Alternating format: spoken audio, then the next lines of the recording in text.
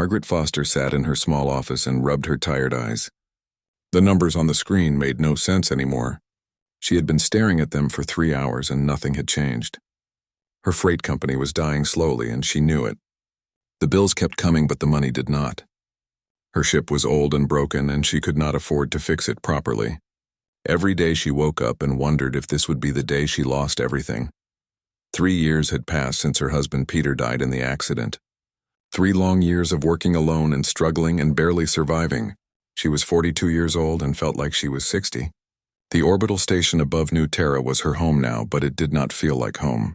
It felt like a prison made of metal and debts and loneliness. She heard heavy footsteps in the hallway outside. Margaret looked up from her desk and felt her heart skip. 2 massive shapes stood in her doorway. They were so tall they had to bend down to fit under the frame. Their shoulders were so wide they blocked out the light from the corridor. Margaret had seen many aliens in her years working in space, but these 2 made her breath catch in her throat. They were Gorath from the warrior planet Dravix Prime. Everyone in the galaxy knew about the Gorath. They were soldiers and fighters, and they never backed down from anything. Their gray-blue skin was thick like armor and covered in muscles that looked hard as stone. These 2 had ritual scars on their faces. Margaret had heard about those scars. They meant dishonor. They meant shame. The first one spoke, and his voice was deep like thunder rolling across mountains. His name was Kale, and he looked at her with eyes that seemed desperate and afraid. Margaret had never seen a Gorath look afraid before. The second one was his brother Vorn, and he stood behind Kale with his head bowed low. Both of them looked like they had not eaten well in weeks. Their clothes were worn and dirty, and their hands shook slightly.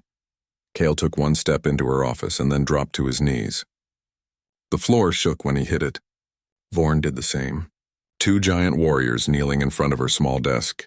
Margaret could not believe what she was seeing. Gorath did not kneel. Gorath did not beg. But here they were doing both. "Please, ma'am," Foster, Kale said, and his voice cracked with emotion. "We can do anything you need. We can load cargo boxes that weigh tons. We can repair ships and fix engines and guard your vessels from pirates.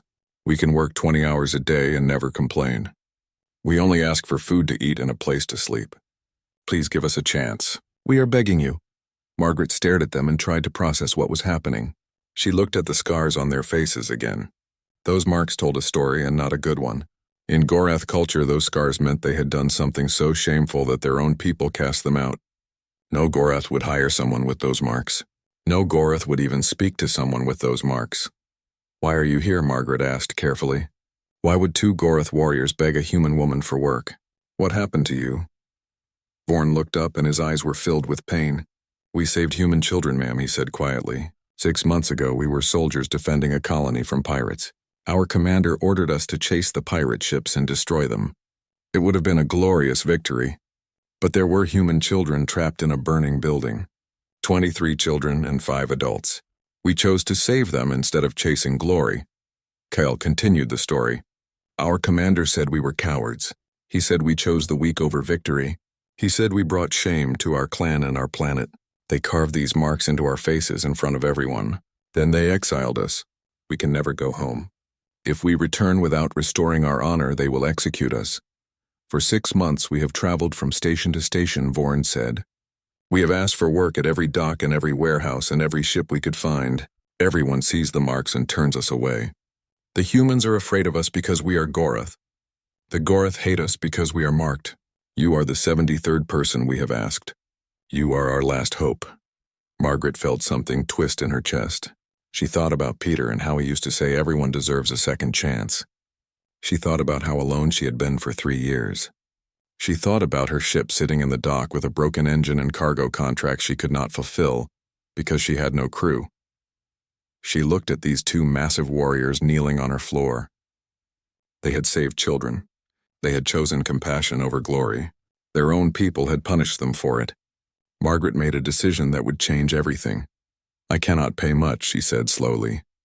"Maybe 200 credits each per month and food and a place to sleep. The work is very hard. My ship is old and breaks down constantly. I have cargo to move and systems to repair and no one to help me do it. If you are serious about working, I could use help badly." Kale and Vorn looked at each other. Then they looked back at Margaret with expressions of pure hope and gratitude. Yes, ma'am, Foster, Cale said. Yes, we are serious. We will work harder than anyone has ever worked for you.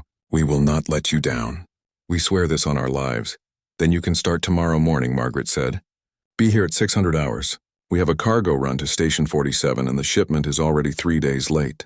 Can you be here on time? Both brothers stood up and their heads nearly touched the ceiling. We will be here at 500 hours, Vaughan said. We will prepare the ship and check all systems before you arrive. Thank you, ma'am, Foster. You have saved our lives. We will never forget this kindness. They left her office walking carefully so they would not break anything. Margaret watched them go and wondered if she had just made the biggest mistake of her life or the best decision. She looked back at her computer screen with all the red numbers and unpaid bills. Then she looked at the doorway where two desperate warriors had just given her their loyalty. Only time would tell if this would work. But for the first time in 3 years, Margaret Foster felt something she had almost forgotten. She felt hope. Margaret arrived at the dock at 5:45 the next morning. She had not slept well because worry kept her awake. What if the brothers did not show up? What if they were dangerous? What if this whole thing was a terrible mistake? She walked through the dim corridors of the station carrying her coffee and trying not to think about all the ways this could go wrong. When she reached her ship, the Morning Star, she stopped and stared. The exterior lights were on and she could hear the hum of systems running. The cargo bay door was open and she could see movement inside. Her heart started beating faster as she climbed up the ramp and entered her ship. Cale and Vaughan were already there and they had been working for hours. The cargo bay floor was scrubbed clean for the first time in months. All the containers were organized and labeled and stacked properly. The two brothers were deep inside the engine compartment, and she could hear them talking quietly to each other about power couplings and coolant lines. Margaret walked over and looked down into the engine space. "Good morning," she called out. "You are here early." Cale climbed out first and his hands were covered in grease, but he was smiling. "Good morning, ma'am Foster. We wanted to make sure everything was ready. Your engine had 17 problems. We have fixed 14 of them already. The other 3 need parts we do not have, but we can work around them for now." Vaughan emerged next and he held a broken fuel injector in his massive hand. "This was about to fail completely, ma'am. If you had tried to jump to hyperspace with this, it would have exploded. You are very lucky you did not fly yesterday." Margaret felt cold fear wash over her. She had been planning to make that cargo run yesterday. If she had gone, she would be dead now. These two warriors she barely knew had just saved her life and they did not even realize it. The first week was strange and difficult. Margaret was not used to having a crew. She was not used to having help.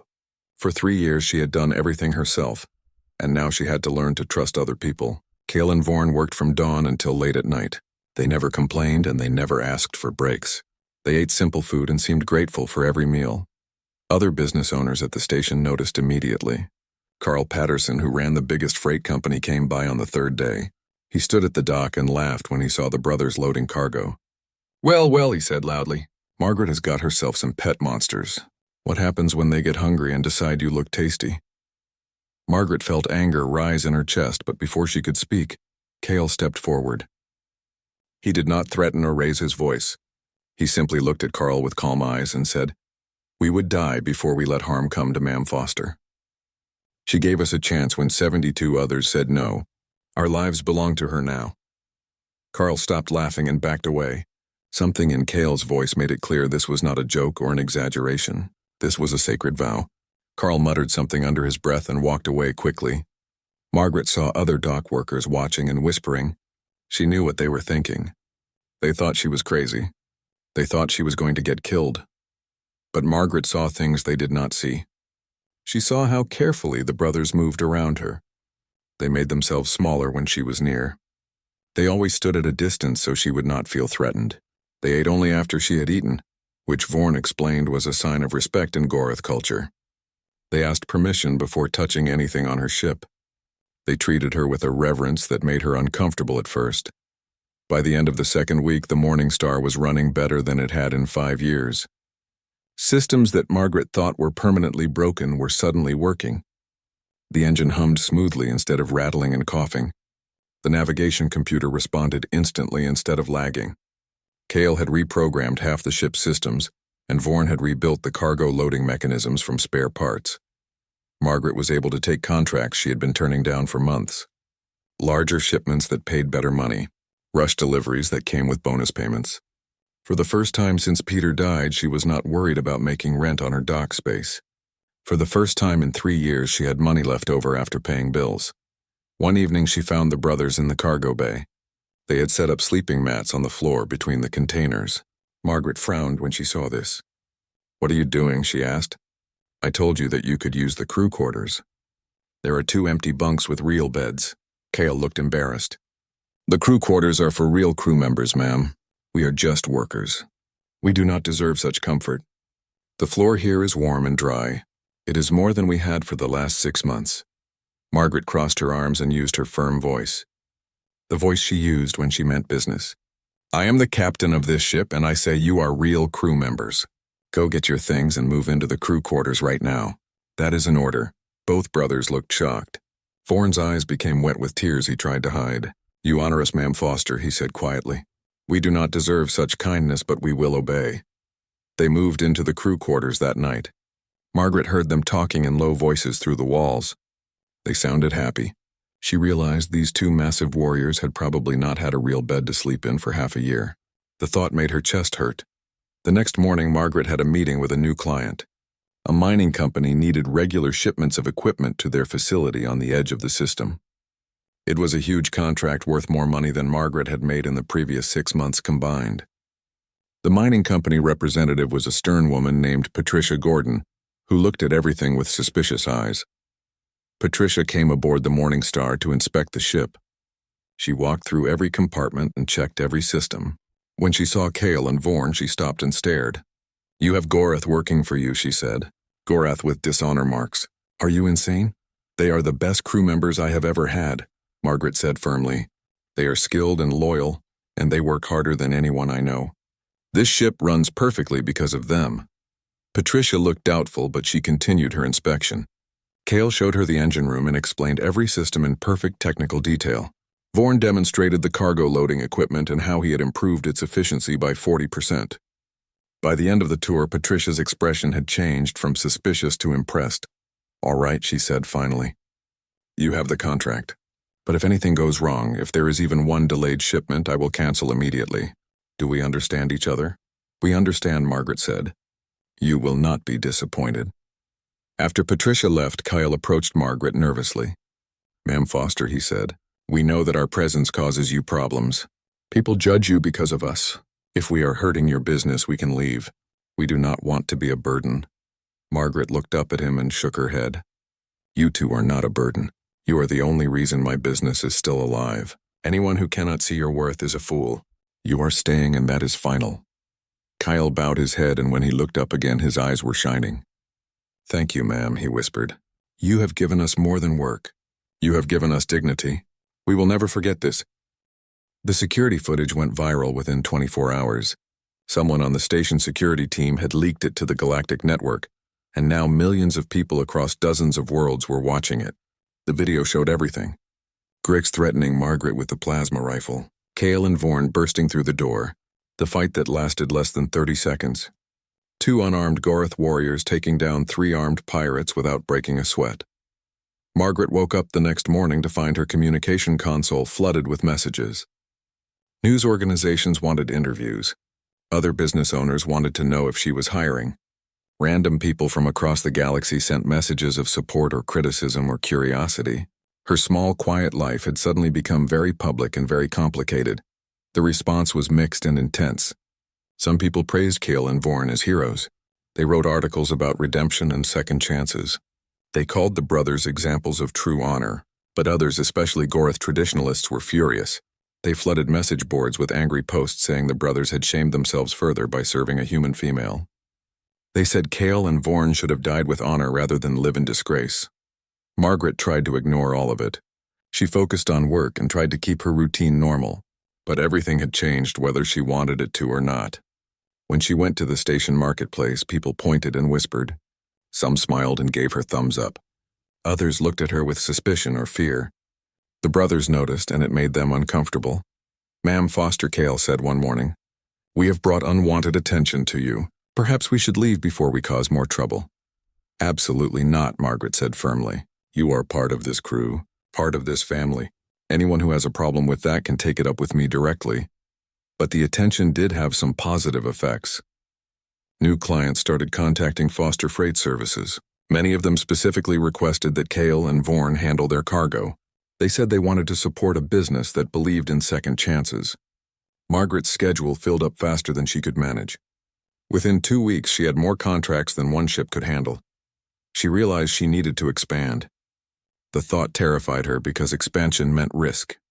It meant loans and new equipment and more employees. It meant trusting people she did not know. But Cale and Vorn encouraged her. They helped her make a business plan and calculate the costs. They promised to work even harder to help the company grow. Margaret took out a loan and bought a second ship. It was smaller than the Morning Star, but in better condition. She named it the Second Chance, which made both brothers smile. Then she hired 2 more crew members. Lisa Chen was a pilot with 10 years of experience. Greg Martinez was an administrator who could handle scheduling and contracts. Both of them knew about Cale and Vorn before they applied for the jobs.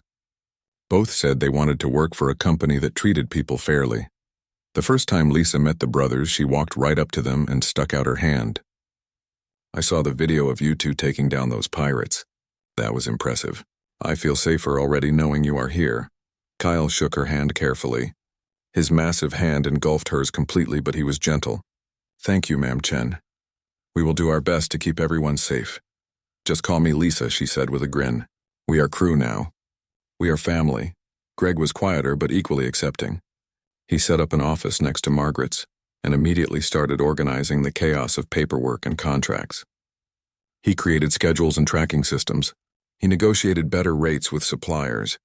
Within a week, the business was running more smoothly than it ever had. One evening, Margaret called everyone together in the Morning Star's common room. She had something important to say and wanted everyone to hear it at the same time. Lisa and Greg sat on the worn couch. Cale and Vorn stood near the wall because they were too big for the furniture. Margaret stood in the center and looked at each of them. I want to thank all of you, she began. 3 months ago, I was alone and barely surviving. My business was dying and I had no hope left. Then Cale and Vorn came to me and asked for work. I took a chance on them and they have given me everything. Now Lisa and Greg are here and we are growing. We are becoming something real. Something that matters. She paused and took a deep breath. I want to make this official. Foster Freight Services is now a real company with a real crew. You are not just employees. You are partners. Lisa, you get 10% of the profits. Greg, you get 10%. Cale and Vorn, you each get 15%. I keep 50% because I own the ships, but the rest belongs to all of you. We succeed together or we fail together. The room was silent for a moment. Lisa's eyes went wide. Greg looked shocked. Cale and Vorn just stared at Margaret like they could not believe what they were hearing. Finally, Vorn spoke and his voice was thick with emotion. Ma'am Foster, you do not have to do this. You already pay us fairly. You have given us far more than we deserve. You deserve everything, Margaret said firmly. You have proven your worth 100 times over. You saved my life. You made this company possible. This is not charity. This is justice. Cale stepped forward and dropped to one knee. Vorn did the same. Margaret Foster, they said together. We swear our loyalty to you and to this crew. We will work until our bodies break. We will protect this family with our lives. This we vow on the honor we hope to someday restore. Margaret felt tears running down her face. She went to them and put her hands on their shoulders. You already have honor, she said quietly. You have more honor than anyone I know. Your people were wrong to mark you, wrong to cast you out. But that does not matter anymore because you have a new family now. The weeks passed and the company continued to grow. Margaret bought a third ship and hired more crew. The Morning Star made regular runs to the mining facility. The Second Chance handled smaller local deliveries. The new ship called Peter's Legacy took longer routes to distant stations. Money started coming in faster than it went out. For the first time since her husband died, Margaret had savings in the bank. But success brought new problems. Carl Patterson watched Foster Freight Services grow, and he did not like it. His own company had been the biggest freight operation on the station for years. Now Margaret's business was taking his contracts and his customers. He saw her in the marketplace one day and stopped her with an ugly expression on his face. You think you are so smart, Patterson said. hiring those marked monsters, making a spectacle of yourself. But you are going to fail, Margaret. Those Gorath are going to turn on you eventually. It is in their nature. They are violent and dangerous, and everyone knows it. Margaret looked at him calmly. The only violent and dangerous thing I see right now is your jealousy, Carl. Cale and Vorn are good people, better than most humans I have met, including you. Patterson's face turned red. You will regret this. I promise you that. You will regret the day you hired those animals. He walked away before Margaret could respond. She stood there feeling cold despite the warm air. Something about his tone worried her. Patterson was angry and embarrassed. That made him dangerous. She needed to be careful. That night she told Kyle and Vorn about the encounter. They listened with serious expressions. We will watch for trouble, Kale said. If Patterson tries anything, we will be ready. But Margaret did not want violence. She did not want more problems. She just wanted to run her business in peace. She wanted to give her crew a good life. She wanted to prove that choosing compassion over conquest was not weakness but strength. She thought about the children Kale and Vorn had saved 6 months ago. 23 children and 5 adults who were alive because 2 warriors chose mercy over glory. How could anyone call that shameful? How could anyone mark them for that choice? Margaret made a silent promise to herself. She would help restore their honor, not with violence or conquest, but by showing the galaxy that there were many kinds of strength, that loyalty and kindness and protecting the innocent were just as honorable as any battle victory. She did not know how yet, but she would find a way. The hearing room was packed with people. Margaret had expected a small, quiet proceeding, but instead found herself walking into what felt like a circus. Media drones floated near the ceiling, recording everything. Spectators filled every seat and lined the walls. Station residents, business owners, curious aliens from a dozen different species. Even some Gorath were there, though they stood in the back with hostile expressions. Margaret walked in flanked by Cale and Vorn. Lisa and Greg followed close behind.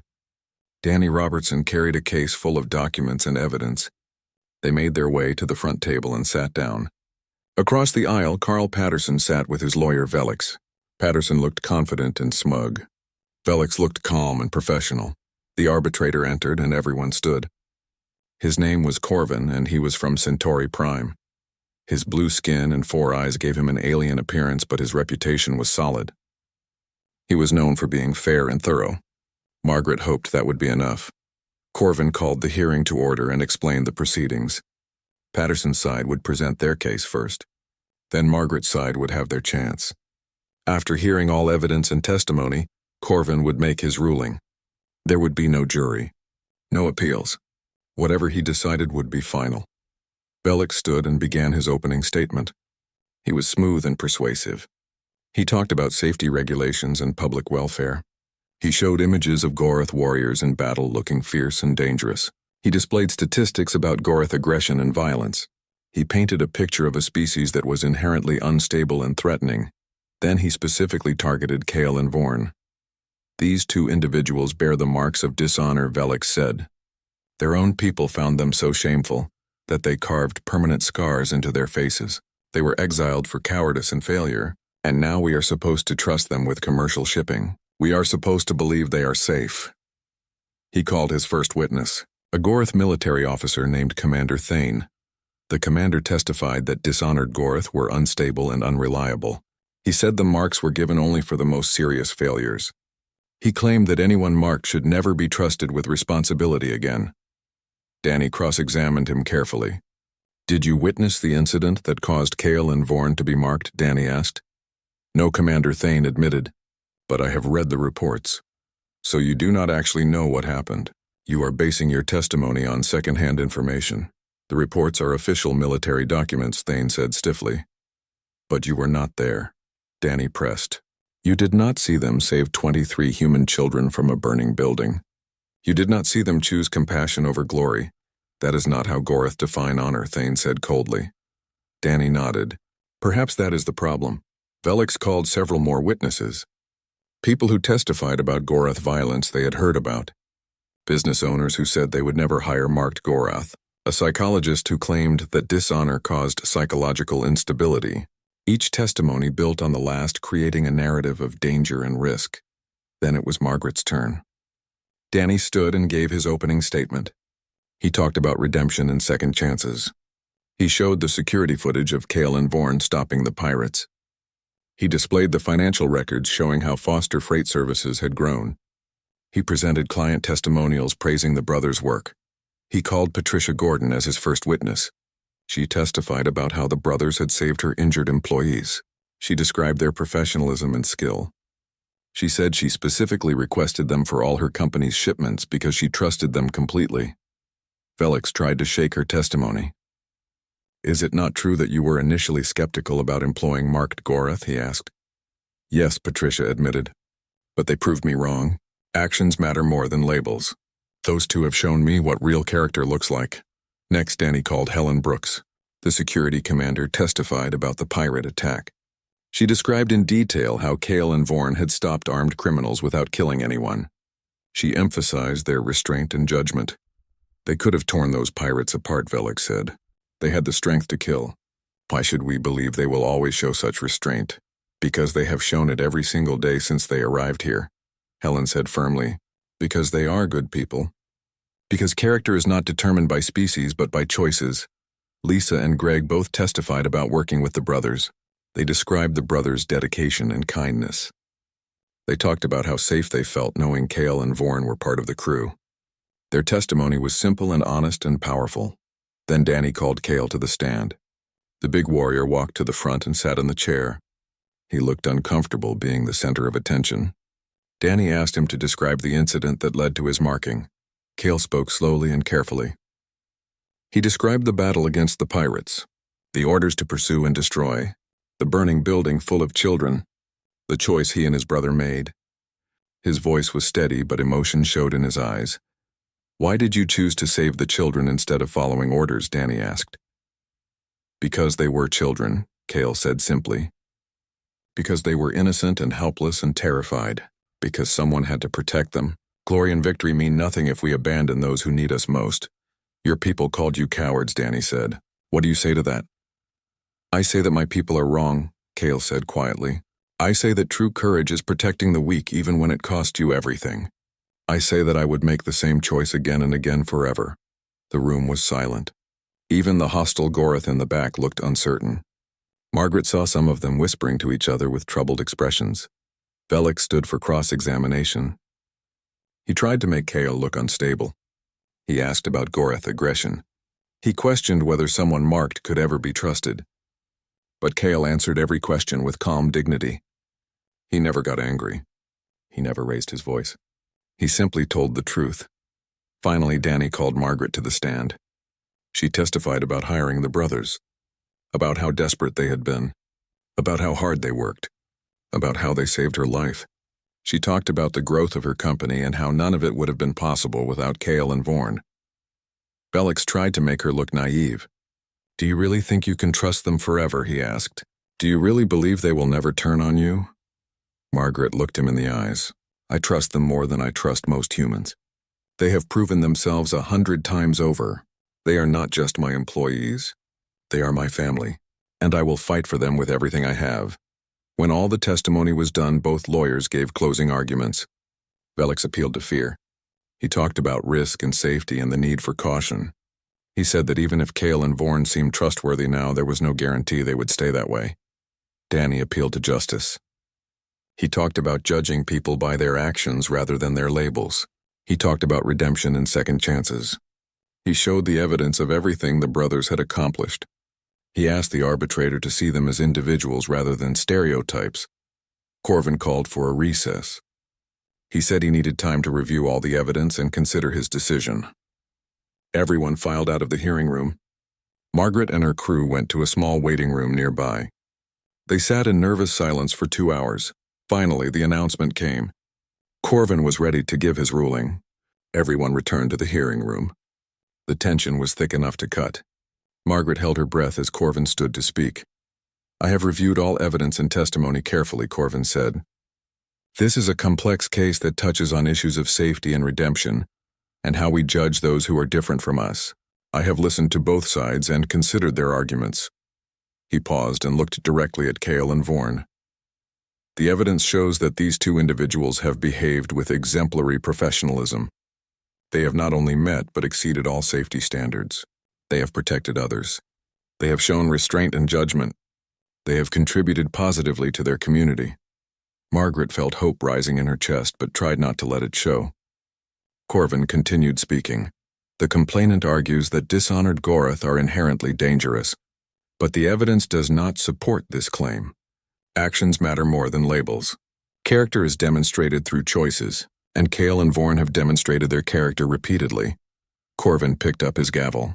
I find no evidence that the respondents pose a safety risk. The regulations cited by the complainant do not apply in this situation.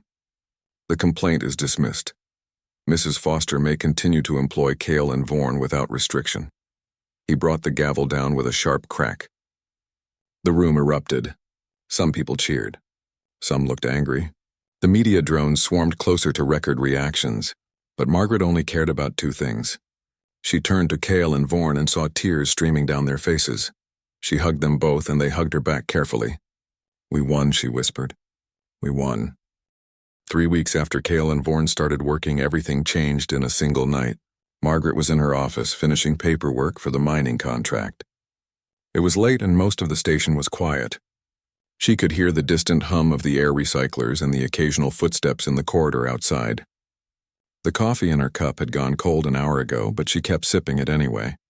Kale and Vorn were in cargo bay 7 loading containers for tomorrow's run. They had been working for 14 hours already, but they never seemed to get tired. Margaret had tried to send them to rest earlier, but they insisted on finishing the job. She smiled, thinking about how dedicated they were, how lucky she had been to find them.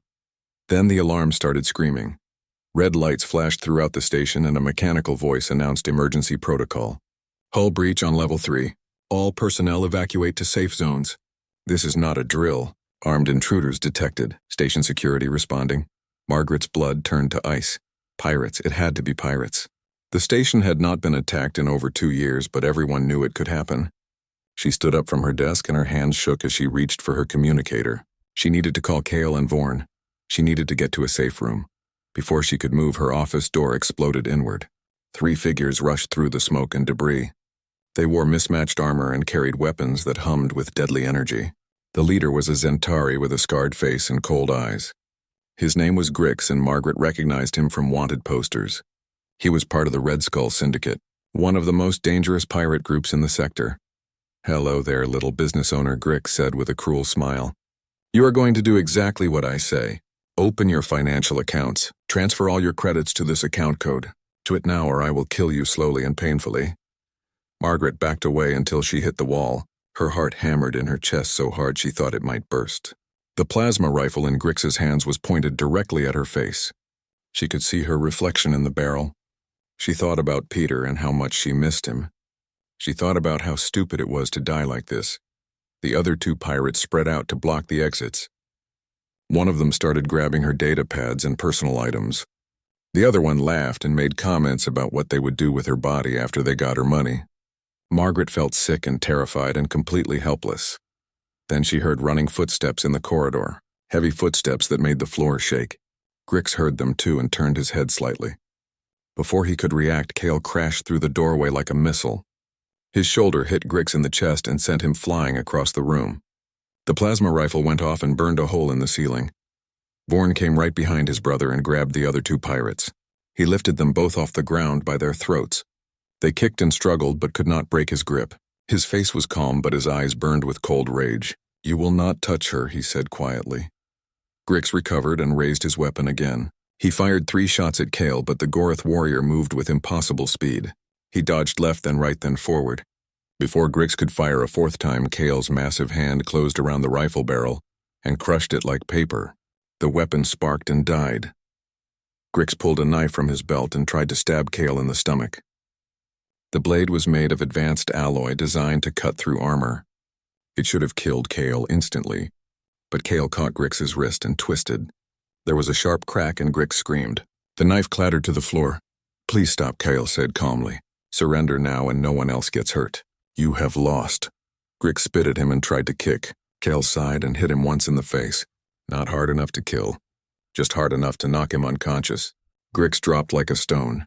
Cale caught him before he hit the ground and laid him down gently. Then he turned to Margaret. "Are you hurt, Ma'am Foster?" "Did they touch you?" Margaret could not speak. She just shook her head. Her whole body was trembling and her legs felt weak. She had been seconds away from death, and now she was safe. These two warriors had saved her life without hesitation. Vorn still held the other two pirates in the air. They had stopped struggling and looked terrified. He looked at Cale and raised an eyebrow. "What should I do with these?" "Find something to tie them with," Cale said. "Station security should be here soon." They used cargo straps to bind all three pirates. Cale was careful not to tie them too tight. He did not want to hurt them more than necessary. By the time he finished, they could hear more alarms and running feet. Station security burst into the office with weapons drawn. The security commander was a woman named Helen Brooks. She had short gray hair and hard eyes that had seen too much violence. She looked at the scene in Margaret's office with disbelief. 3 bound pirates on the floor. Margaret shaking but unhurt. 2 Gareth warriors standing calmly like nothing unusual had happened. "What in the 7 hells happened here?" Helen demanded. Margaret found her voice finally. "These pirates broke in and tried to rob me." Cale and Vorn stopped them. "They saved my life." Helen looked at the brothers with new respect. She walked over and examined the unconscious Grix. "This is Grix the Skinner. He is wanted in 6 systems. The bounty on him alone is 50,000 credits. You two took him down unarmed. We could not let them harm Ma'am Foster," Cale said simply. "She gave us a chance when no one else would. We owe her everything." Helen called for medical teams and more security. The pirates were taken away to the brig. Grix was still unconscious when they carried him out. The other 2 kept staring at Cale and Vorn with fear and awe. Margaret heard one of them whisper to the other, "Those are the dishonored ones, the ones who saved human children. They are monsters." Helen stayed behind after everyone else left. She looked at Margaret seriously.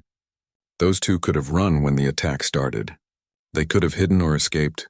Instead, they ran toward danger to protect you. That tells me everything I need to know about their character." "I know," Margaret said softly. "I have known it since the day they asked me for work." Helen turned to the brothers. "The station owes you a debt. I am putting a commendation in your files. If you ever need anything security-related, come find me." After Helen left, Margaret sat down heavily in her chair. The adrenaline was wearing off and she felt exhausted and shaky. Cale and Vorn stood nearby looking concerned. Vorn brought her a glass of water and Cale straightened her desk, which had been knocked over in the fight. "You did not have to do that," Margaret said quietly. "You could have been killed. Those were plasma rifles. They could have shot you," Ma'am Foster, Cale said gently. "We told you. Our lives belong to you now. We would die before we let harm come to you. This is not just words. This is truth." Margaret looked at them and felt tears burning in her eyes. For 3 years she had been alone. For 3 years she had struggled and fought and survived by herself. Now she had these 2 massive warriors who had declared themselves her protectors, who treated her with loyalty that went beyond any normal employer and employee relationship. "Thank you," she whispered.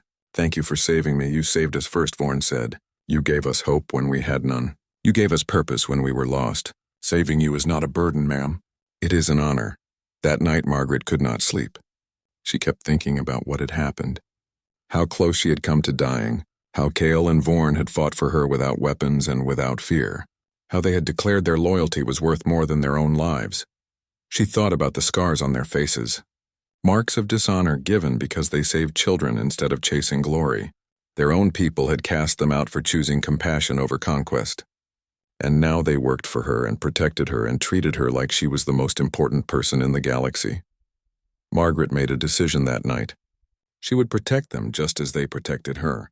She would give them not just work but a real home. She would show them that their choice to save those children had been right, that there was honor and kindness, that they deserved respect and dignity.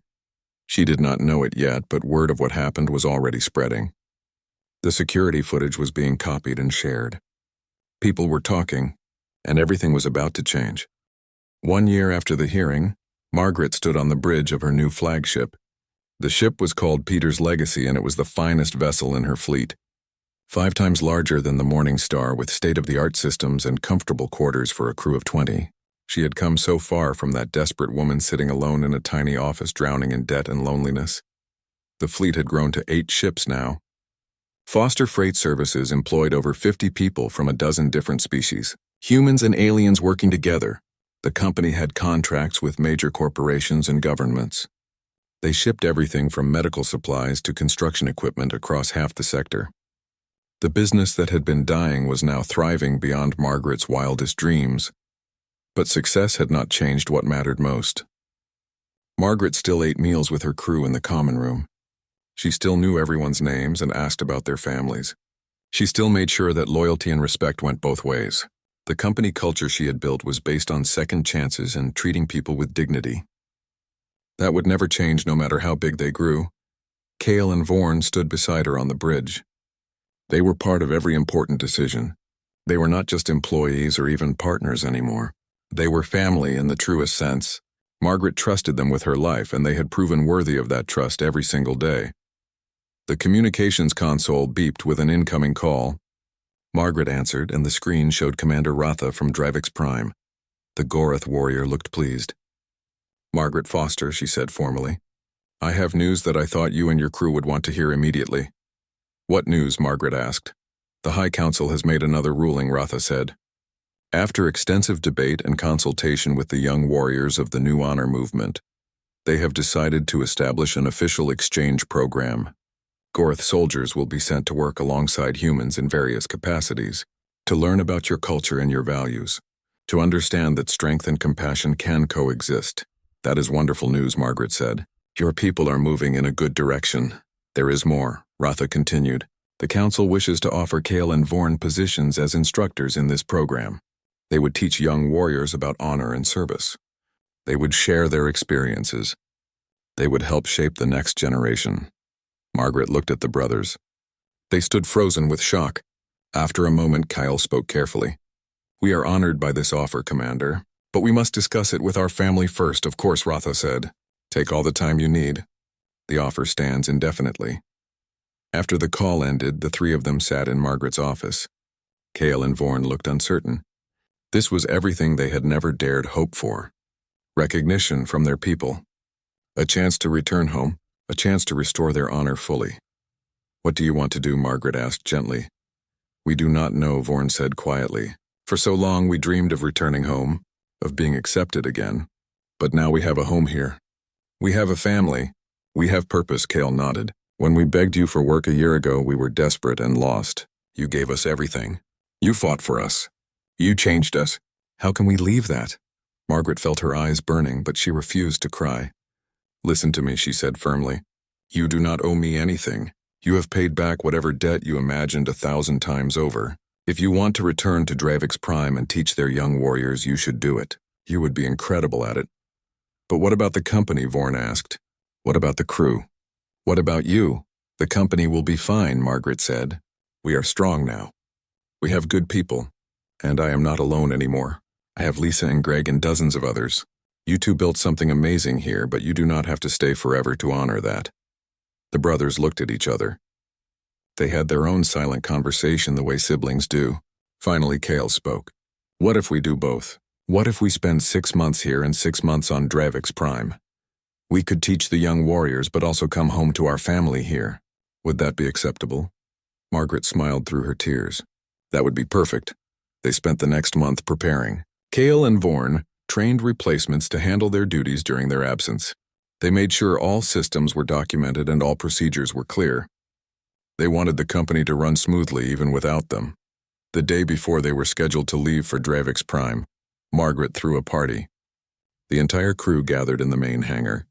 Food from a dozen worlds covered long tables. Music played and people laughed and shared stories. It was not a goodbye party. It was a celebration of family and everything they had built together. Lisa gave a toast. To Cale and Vorn, she said, raising her glass. "The two warriors who showed us that honor comes in many forms, who proved that compassion is strength, who changed not just our lives but an entire culture. We are proud to call you family." Everyone cheered and raised their glasses. The brothers looked embarrassed but pleased. They had never been comfortable with praise, but they had learned to accept it as a gift from people who cared about them. Greg spoke next. "I joined this company because I heard about a captain who fought for her crew, who valued loyalty over profit, who gave second chances to people everyone else had abandoned. Margaret Foster, you built something special here, something that matters. And Cale and Vaughan, you are living proof that people can change. That past mistakes do not define us forever. More toasts followed, more stories and laughter and warmth. Margaret looked around at all these people who had become family. People from different worlds and species working together, building something good. She thought about how close she had come to losing everything, how one choice to help two desperate warriors had changed everything. Late that night, after most people had left, Margaret found Cale and Vaughan on the observation deck. They stood looking out at the stars like they often did. She joined them, and they stood together in comfortable silence. "Are you nervous about going home?" Margaret asked. "Yes," Kyle admitted. "We do not know what to expect. Some of our people still hate us. The old warriors have not forgotten or forgiven, but the young ones are different," Vaughan added. "They want to learn. They want to change. Maybe we can help them find a better path." "You will," Margaret said confidently. "You have already proven you can inspire people. Look at what you built here. Look at how you changed minds and opened hearts. You will do the same on Dravix Prime." Cale looked at her seriously. "You saved us, Ma'am Foster. When we came to you, we were broken and hopeless. You gave us purpose. You gave us dignity. You gave us a family. We will never be able to repay that debt you already have," Margaret said. "Every single day you have repaid it. By being loyal and kind and brave. By protecting others. By showing the galaxy what real honor looks like. I am so proud of you both." They stood together watching the stars for a long time. Tomorrow, Cale and Vaughan would leave for Dravix Prime. They would begin teaching young warriors. They would continue the work of changing their culture from within. But in 6 months, they would come home. They would return to Foster Freight Services and the family they had found here. Margaret thought about the journey that had brought them to this moment. She thought about loss and grief and loneliness. She thought about 2 giant warriors kneeling in her office begging for work. She thought about the choice she had made to trust them, to believe in them, to fight for them. That choice had changed everything. It had saved her business. It had given her a family. It had sparked a movement across an entire warrior culture. It had proven that compassion was not weakness but strength. That second chances mattered. That people could change and grow and become better than their past. The next morning, Margaret stood at the dock watching Cale and Vaughan board the transport ship. The entire crew had come to see them off. There were hugs and tears and promises to stay in touch. The brothers looked back one last time before entering the ship. Margaret raised her hand in farewell, and they returned the gesture. As the ship pulled away and began its journey to Dravix Prime, Margaret felt Lisa come stand beside her. "This is not goodbye," she said quietly. "No," Margaret agreed. "This is just the beginning of a new chapter." They walked back through the station together, back to the office and the ships and the work that waited. Foster Freight Services would continue. The company would grow.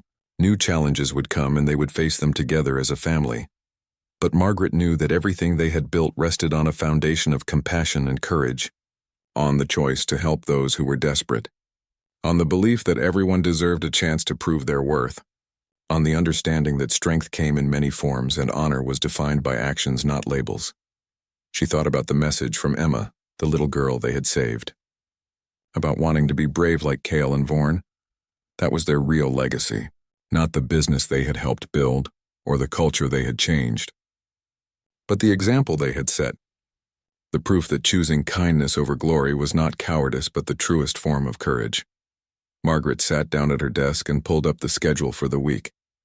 8 ships, dozens of deliveries, hundreds of people depending on them.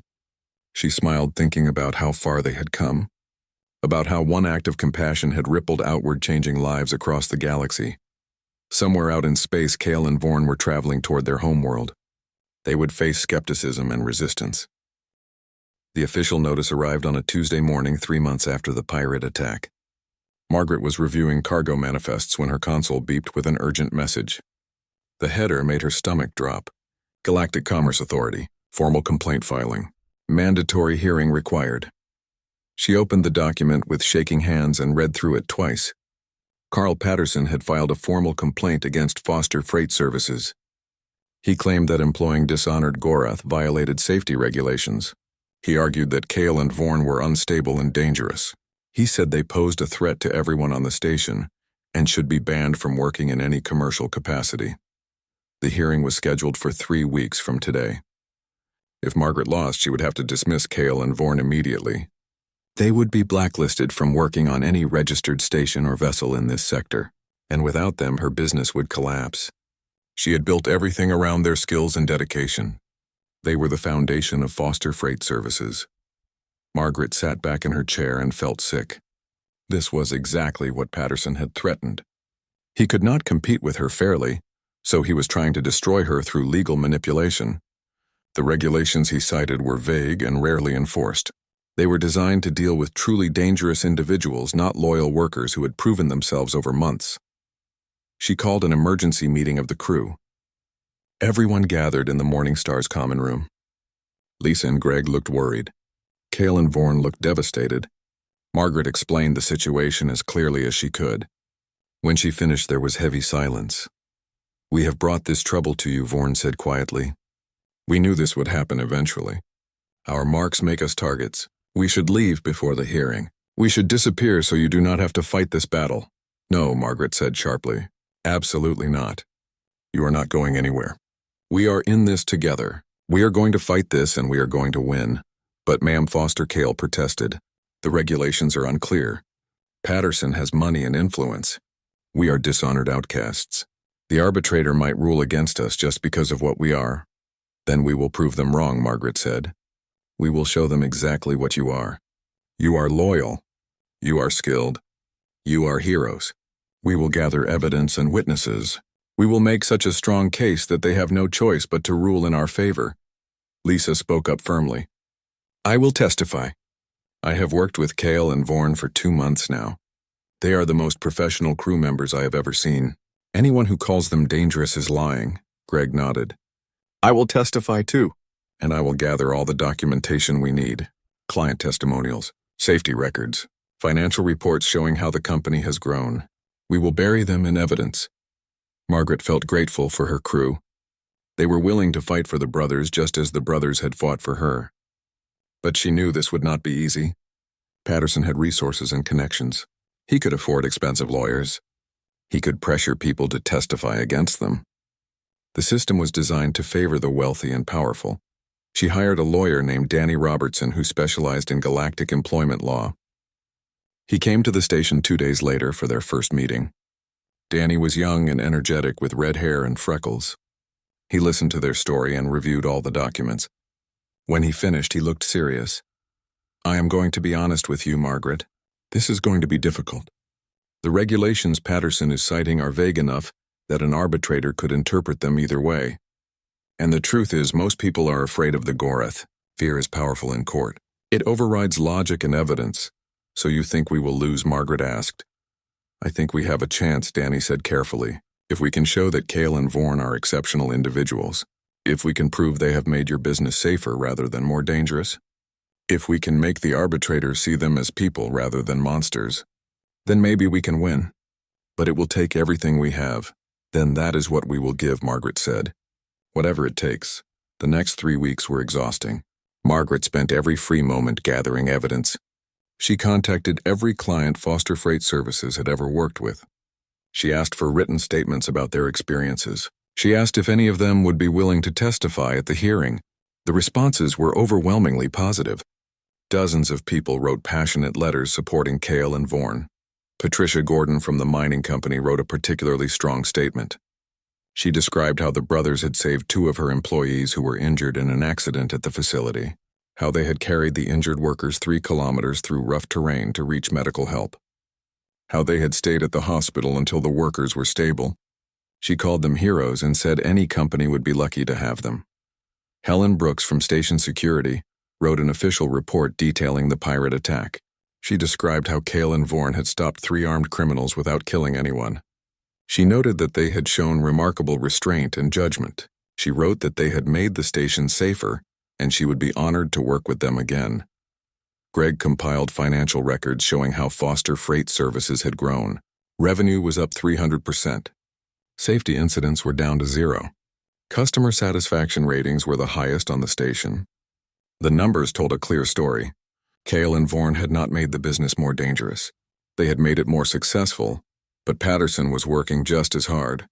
He hired a lawyer named Velix who was famous for winning difficult cases. Velix was an Andromedan with silver skin and cold calculating eyes. He started gathering his own witnesses, people who had never met Cale and Vorn, but who were willing to testify about how dangerous Gorath could be. People who had heard stories about Gorath violence. People who were afraid. Margaret heard through the station rumor network that Patterson was offering money to anyone who would testify against the brothers. She was furious, but Danny told her there was nothing they could do about it. Bribery was hard to prove, and accusations would just make them look desperate. The brothers themselves remained calm through all of it. They continued working hard. They never complained. They spent their evenings helping Margaret prepare for the hearing. Cale had an excellent memory and could recall exact details of every job they had done. Vorn had kept a detailed journal of their work which provided documentation of everything. One night a week before the hearing, Margaret found them in the cargo bay. They were sitting quietly and talking in low voices. She started to walk away to give them privacy, but Vorn called out to her. "Ma'am Foster, please join us." She sat down on a cargo container near them. "What are you talking about?" she asked. "We were remembering the children we saved," Cale said. "The ones who caused us to be marked. We were talking about whether we would make the same choice again." "And would you?" Margaret asked. "Yes," Vorn said without hesitation. "We would save them again. We would make the same choice every time. Our people say we are cowards, but we know the truth. There is no honor in letting children die. There is no glory worth more than innocent lives." Margaret felt her throat tighten. "You are the bravest people I know," she said softly. "And next week we are going to prove it. We are going to show everyone what real honor looks like." The night before the hearing, Margaret could not sleep. She lay in her bunk staring at the ceiling and thinking about everything that could go wrong. What if they lost? What if Cale and Vorn were forced to leave? What if her business collapsed?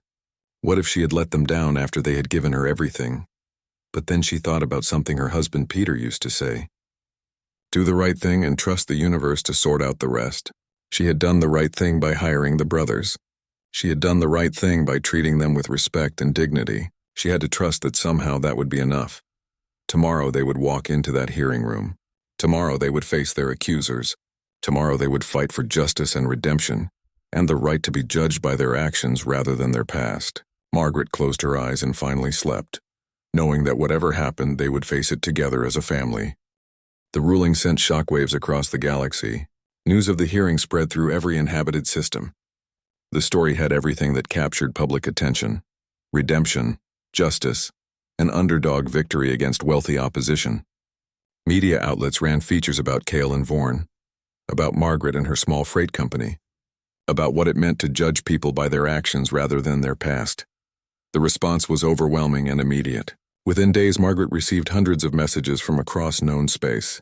Other business owners wanted to know how she had built such a loyal crew. Young people wrote saying the brothers inspired them. Parents of the children who had been saved 6 months ago sent tearful messages of gratitude. They had been searching for Cale and Vorn for months, wanting to thank them. But the most significant response came from somewhere unexpected. From Dravix Prime itself. The Gorath homeworld had been silent about the hearing, but now voices started emerging from within. Young Gorath who had watched the proceedings, soldiers who had secretly questioned the old honor codes, families who had lost members to exile and wondered if the system was just. A message arrived for Cale and Vorn, marked with an official military seal. It was from their mother. Margaret watched as the brothers read it together in the common room. Cale's hands shook as he held the datapad. Vorn wiped tears from his eyes.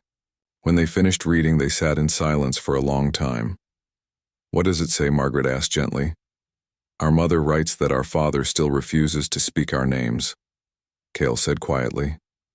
"He still believes we are cowards, but she says she is proud of us.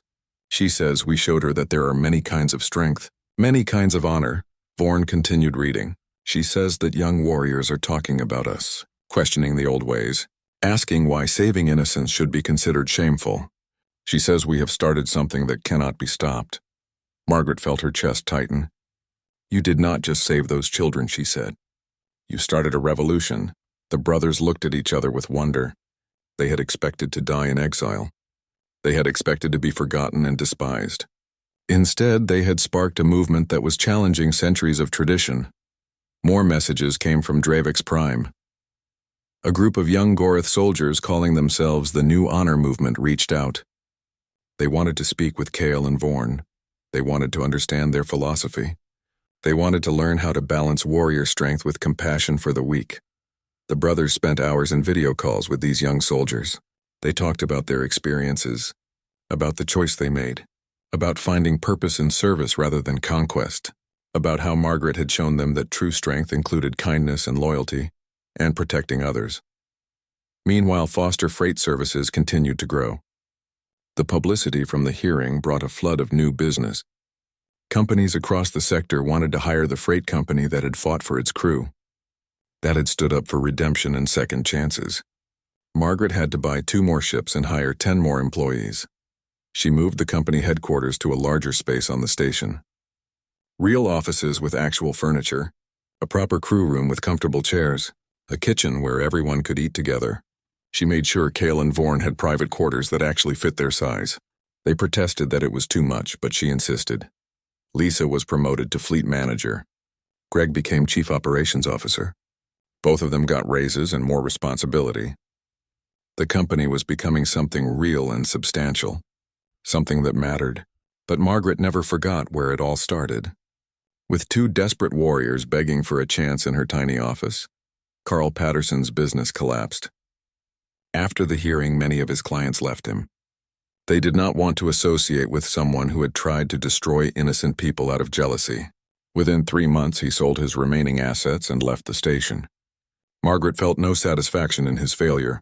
She just felt sad that he had let bitterness destroy him. 6 months after the hearing, something extraordinary happened. An official delegation from Dravik's Prime arrived at the station. 5 Goroth warriors in formal military dress. They requested a meeting with Kale and Vorn. Margaret insisted on being present. She would not let anyone hurt the brothers ever again. The delegation leader was a female warrior named Commander Ratha. She was older, with gray streaks in her hair and eyes that had seen many battles. She looked at Kale and Vorn with an expression that was difficult to read. The brothers stood at attention, waiting for judgment. "I come bearing a message from the High Council," Ratha said formally. "Your actions in the subsequent hearing have caused great discussion on our homeworld. Many of our young warriors question the old honor codes.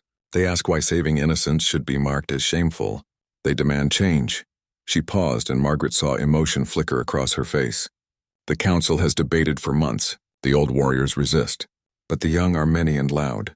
Yesterday the council voted. They have created a new honor designation. Acts of compassion that save innocent lives may now be considered honorable under specific circumstances."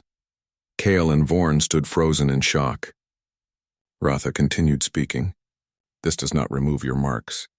The law cannot be applied retroactively, but it means that what you did will never be called cowardice again. Future warriors who make similar choices will be honored, not exiled." She stepped forward and placed her hand over her heart in a Goroth salute. "You have changed our people. You have shown us a better path. For this you have my respect and my gratitude." The other warriors in the delegation did the same salute. Then, to everyone's shock, they dropped to one knee. A sign of profound respect. Margaret saw tears streaming down Vorn's face. Kale looked like he could not believe what was happening. "We do not deserve this honor," Kale said hoarsely. "Yes, you do," Ratha said firmly. "You chose righteously when it cost you everything. That is the truest form of courage. I only wish our people had recognized it sooner." After the delegation left, Kale and Vorn sat in the common room surrounded by their crew. Lisa brought them drinks. Greg cracked jokes to lighten the mood. Margaret just sat with them, sharing their overwhelming emotions. They had been outcasts. They had been marked as cowards. Now they were catalysts for change across an entire warrior culture. That evening, Margaret stood in her office looking out at the stars. She thought about how far they had all come. She thought about Peter and wished he could see what they had built. She thought about the day 2 desperate warriors had appeared in her doorway begging for work. The day that had changed everything. Lisa knocked and entered. "Mind if I join you?" she asked. Margaret smiled. "Please do." They stood together looking at the view. "This is incredible," Lisa said. "We went from one broken ship to a fleet, from just you to dozens of employees, from struggling to thriving. How did this happen? It happened because we believed in people, Margaret said, because we gave second chances, because we judged actions, not labels, because two warriors chose compassion and I chose to trust them. Lisa nodded thoughtfully. You know what the craziest part is? Patterson tried to destroy us. He thought employing Marked Gorath would ruin you. Instead, it made you a legend. His fear and hatred backfired completely. Good always defeats hate in the end, Margaret said. It just sometimes takes longer than we would like. Back on Dravik's Prime, the New Honor movement continued to grow. Young warriors challenged their elders. Debates raged in military academies. Old traditions were questioned and examined. Change came slowly, but it came. And at the center of it all were two brothers who had chosen to save children instead of chase glory. Kale and Vorn received another message a week later. It was from one of the children they had saved. A girl named Emma who was now 7 years old. Her message was simple and drawn in crayon. Thank you for saving me. You are my heroes. I want to be brave like you when I grow up. The brothers kept that message. They hung it on the wall of their quarters. Margaret saw them looking at it often, reminding themselves why their choice had mattered. Reminding themselves that every life was precious and worth protecting. Reminding themselves that honor came in many forms.